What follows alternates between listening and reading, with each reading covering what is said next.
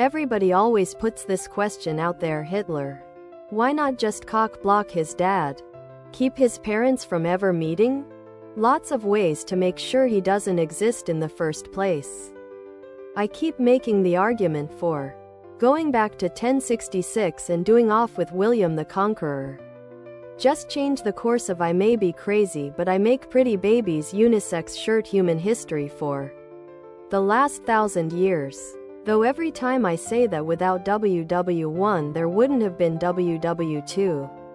My mom comes out with, yeah, but Hitler still would have existed. And he'd start the war again. I don't get how she's missing the point so badly. I may be crazy but I make pretty babies unisex shirt. Tank top, V-neck. Ladies tee for men and women. Tank top, V-neck. People really sort of romanticizing Hitler as this effective politician who turned a democratic state into his own personal fief. But behind his extremely moving oratory skills, he was by all accounts fucking unhinged and extremely difficult to work with around. And beneath, during the I may be crazy but I make pretty babies unisex shirt actual Nazi regime, WW1 itself was basically inevitable. By the late 19th, early 20th century, the populations of all the major European powers were raring for a great war.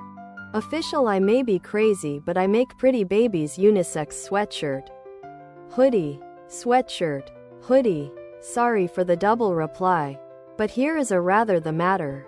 Also, I'm no historian. It is just a hobby. That's kind of an interesting conundrum. We just assume that Hitler is the I may be crazy but I make pretty babies unisex shirt only terrible person that would rise up and introduce fascism to Germany. But in effect, he could have been the least competent possibility at that time and only really got where he was by sheer luck. But if you took him out of the equation, the alternative leader could lead the Nazis to total victory over Europe. Other products.